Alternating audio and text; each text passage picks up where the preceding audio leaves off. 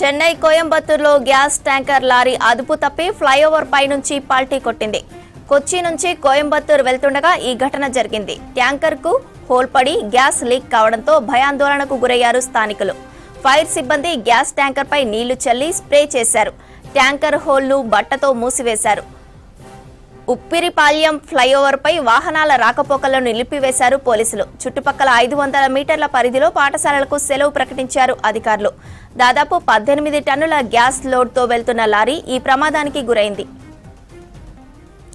Chennai కోయంబత్తూరులో gas tanker lorry అదుపు తప్పి flyover పై నుంచి పల్టీ కొట్టింది. కొచ్చి నుంచి కోయంబత్తూరు వెళ్తుండగా ఈ ఘటన జరిగింది. ట్యాంకర్ కు హోల్ పడి గ్యాస్ లీక్ కావడంతో భయాందోళనకు గురయ్యారు స్థానికులు. ఫైర్ సిబ్బంది గ్యాస్ ట్యాంకర్ పై నీళ్లు చల్లి స్ప్రే చేశారు. ట్యాంకర్ హోల్ ను బట్టతో మూసివేశారు. ఉప్పిరిపాళ్యం ఫ్లైఓవర్ పై వాహనాల రాకపోకలను నిలిపివేశారు పోలీసులు. చుట్టుపక్కల 500 మీటర్ల పరిధిలో పాఠశాలలకు సెలవు ప్రకటించారు అధికారులు.